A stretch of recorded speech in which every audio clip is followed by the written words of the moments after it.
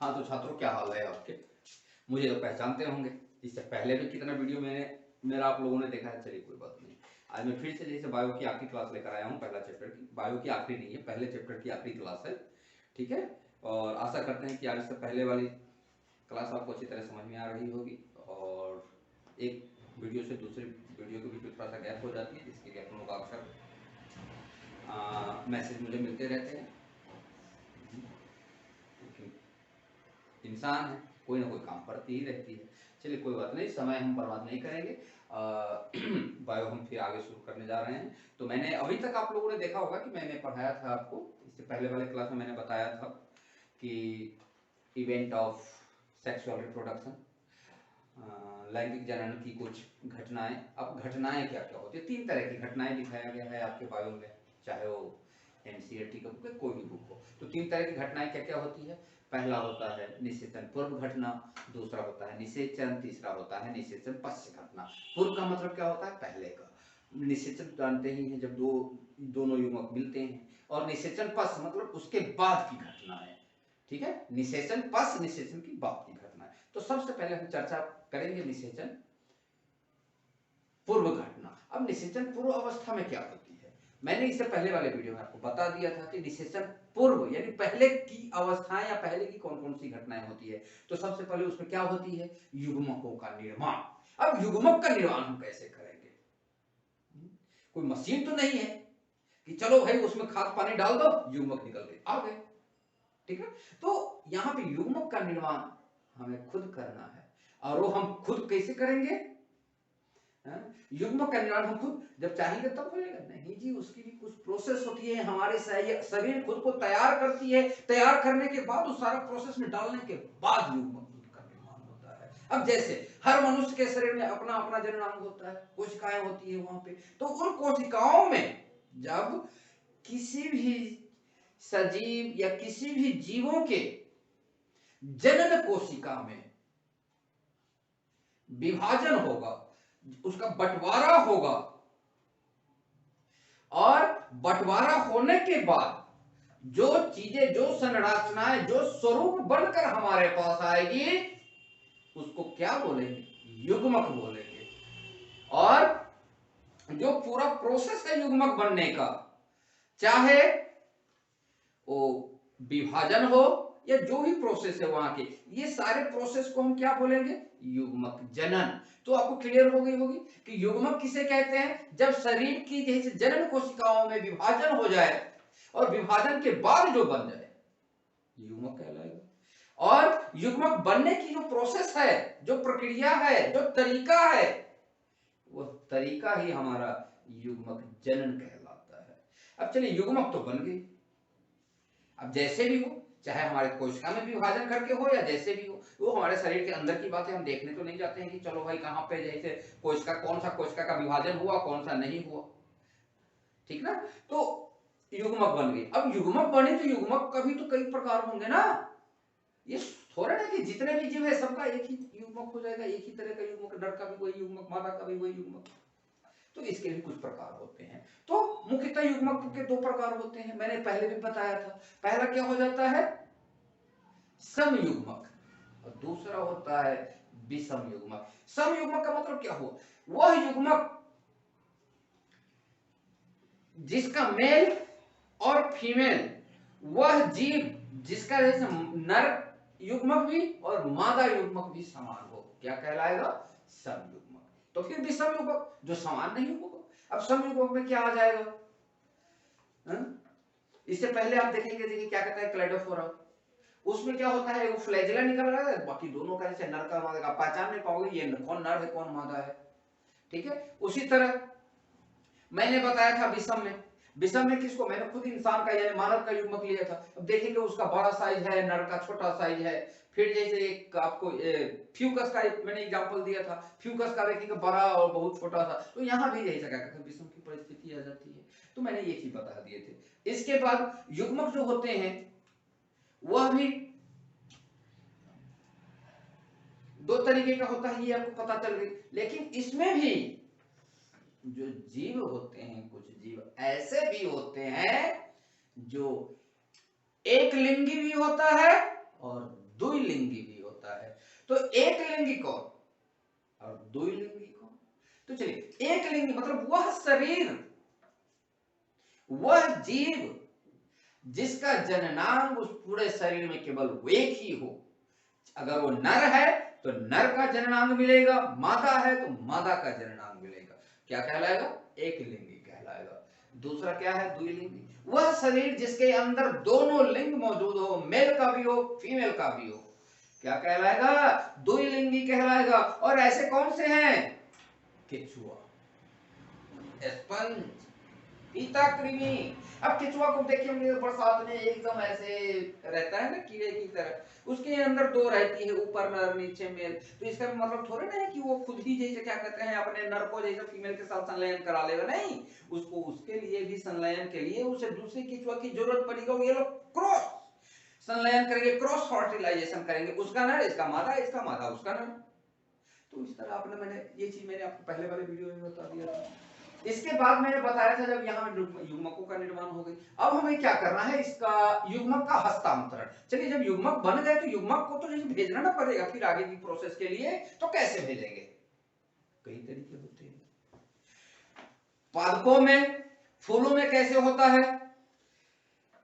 इसके जो नर युग्मक होते हैं, चाहे वो हवा के माध्यम से हो, तितली के माध्यम से हो, भंवरा के माध्यम से हो, मधुमक्खी के माध्यम से हो, एक पेड़ से दूसरे पेड़, दूसरे पेड़ से तीसरे पेड़, इस तरह उसके पांवों में लग जाते हैं और वह एक जगह से दूसरे जगह ट्रैवल करते रहता है। कभी हवा के झोंके के साथ उड़कर वहां पे चला गया, कभी कुछ, तो किसी न किसी सहारे की उसे जरूरत पड़ती है। युग्मकों का हस्तांतरण ऐसे होता है।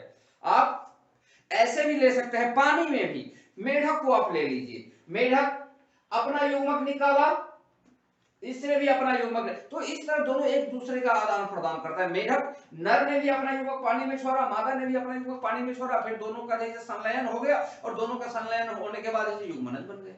तो इस तरह जो होती है ना युग्मकों का आदान प्रदान होता है। लेकिन जीवों में, मनुष्यों में कैसे होता है? उसके लिए मनुष्य को दोनों को एक जगह आना पड़ेगा, दोनों को मिलना पड़ेगा, दोनों युग्मकों का एक दूसरे के सहयोग से संलयन कराना पड़ेगा, ठीक है, तब जाकर युग्मकों का हस्तांतरण होता है। या जब दोनों युग्मकों का जो हस्तांतरण होता है तो क्या होता है? युग्मनज का निर्माण होता है। और जब युग्मनज का निर्माण हो जाएगा तो फिर तो आगे की प्रोसेस है। तो इस तरह आपने क्या देख लिया? युग्मकों का हस्तांतरण। चलिए, तो यहां पे आपका पहला वाला क्लियर हो गई। क्या क्लियर हो गया? निषेचन पूर्व घटना है। अब दूसरा क्या है? निषेचन। अब हम निषेचन को देखते हैं। निषेचन। अब ये निषेचन किसको कहते हैं? जब नर युग्मक और मादा युग्मक आपस में मिल जाए, संलयन करे, निषेचन कहलाएगी। और ये निषेचन दो तरीके का होता है, यानी दो प्रकार का होता है। पहला, एक बाह्य निषेचन,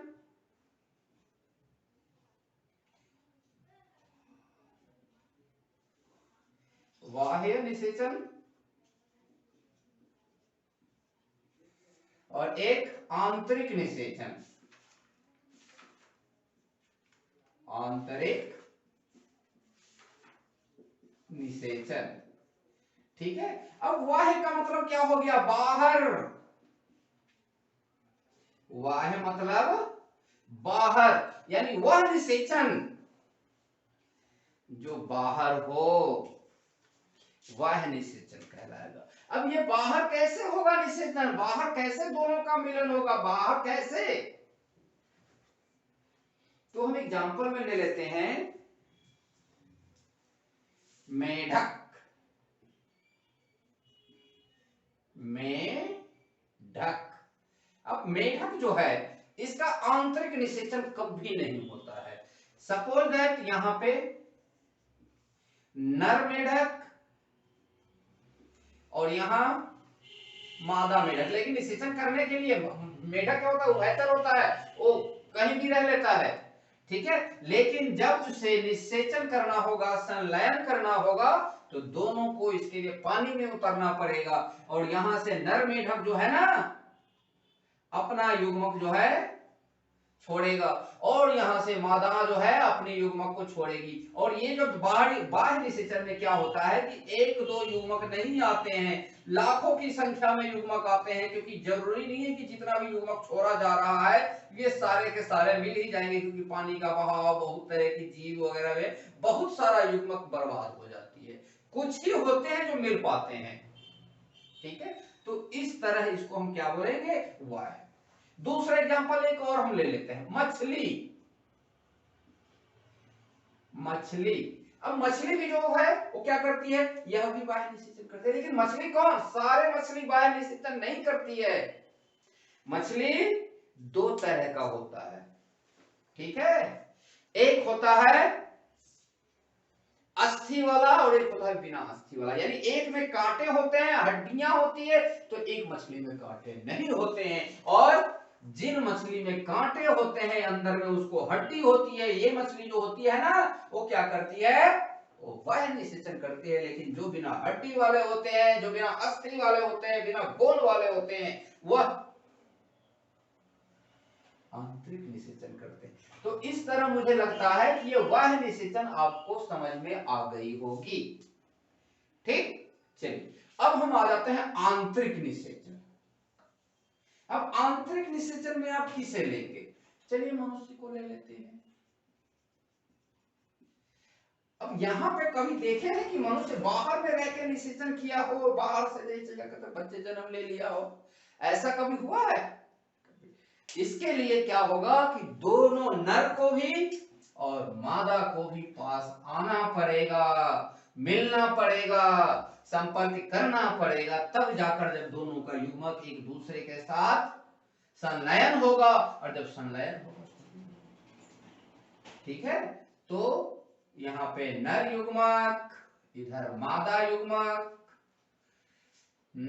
और दोनों एक दूसरे के करीब आना पड़ता है। और आपको पता है कि नर युग्मक जो होता है वो चलायमान होता है, चलता है अधिकतर, और मादा युग्मक जो होती है वह स्थिर होती है।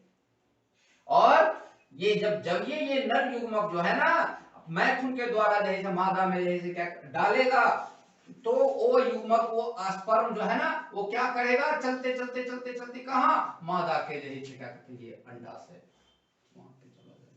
लेकिन पता है ये कितना जैसे युग्मक निकलती है, मनुष्य कितना निकालता है, तो यह भी जैसे लाखों करोड़ों युग्मक निकालता है। लेकिन कुछ ही युग्मक जो होते हैं ज्यादातर नष्ट हो जाती है। और मादाएं कितना निकालता है, मादा एक ही देती है, एक मादा का एक ही युग्मक होता है, जबकि नर का कई होते हैं। ऐसा क्यों होता है, क्योंकि ये प्रक्रिया जो है ये कहां बनती है, मादा के शरीर में बनती है, इसीलिए उसे ज्यादा युग्मक की जरूरत नहीं होती। ज्यादा युग्मक इधर से जाएगी, क्योंकि ट्रैवल इसको करना है, यहां से वहां तक उसको जाना है।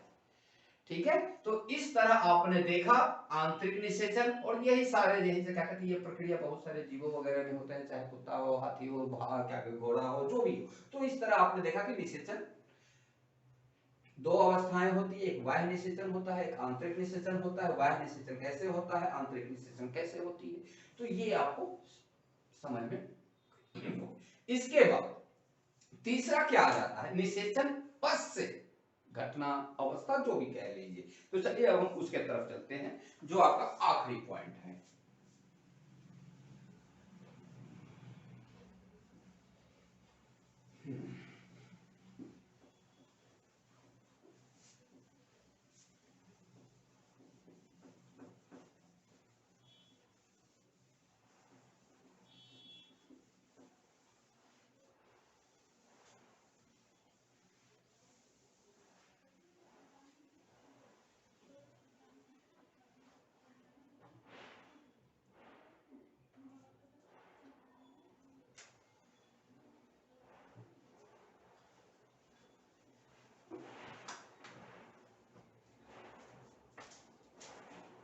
निषेचन पश्च,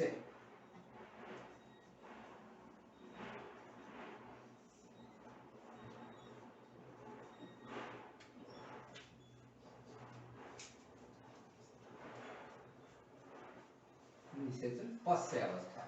अब ये इसमें भी जैसे दो चीजें आ जाती है, इसकी इसे भी दो भागों में बांटा गया है। एक तो हो जाता है युग्मनज, जिसको जाइगोट भी कहते हैं, युग्मनज। और एक होता है भ्रूणोद्भव या भ्रूण का विकास भी कह सकते हैं, भ्रूणोद्भव।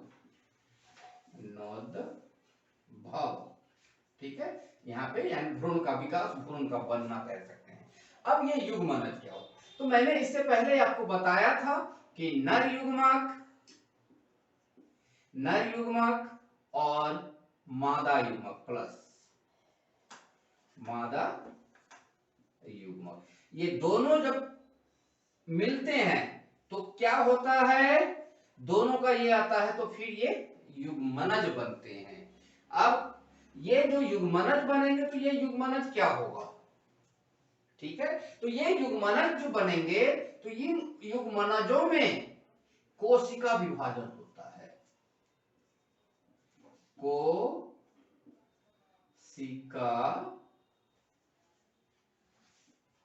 विभाजन। अब कोशिका विभाजन कैसे होता है, तो मान लिया कि युग्मनज की संख्या 1, फिर क्या होगा, यहां पे विकास होगा, और विकास होगा तो ये विकास होते होते होते होते जैसे क्या कहते हैं एक लिमिट आकार पर आएगा और फिर यह 2 भागों में बंट जाएगी। फिर इन दोनों का विकास होगा, फिर ये 2 भागों में बटेगा, ये 2 भागों में बटेगा। तो इस तरह इसकी जैसे ये बढ़ती बढ़ती जो होती है ना, धीरे धीरे बहुत सारे कोशिकाएं जैसे इकट्ठा हो जाती है और भ्रूणोद्भव का विकास होता है, भ्रूणोद्भव बन जाते हैं। और जब ये भ्रूणोद्भव बनते हैं तो फिर यहाँ पे सजीव कहें या जीव कहें, इसका निर्माण की प्रक्रिया शुरू हो जाती है। अब इसमें जो ये निर्माण की प्रक्रिया शुरू होती है तो किस तरह के जीव बनेंगे, कैसा जीव बनेगा, तो जैसा होगा वैसा ही ना बनेगा, जिस प्राणी का होगा, जिस जीव का होगा उसी का बनेगा। अब ये जो जीव जो होगा, जीव जो बनेंगे ये 2 तरह का होता है। एक बनेगा अंडप्रजक,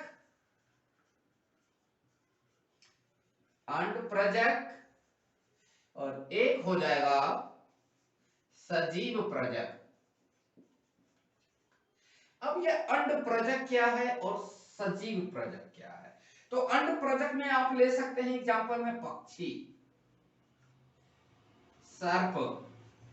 तो जो अंडा देने वाले हैं वो जो है वो क्या कहलाएगा, अंडप्रजक कहलाएगा। अब ये जो है इसका युग्मनज, मान लीजिए ये पक्षी है,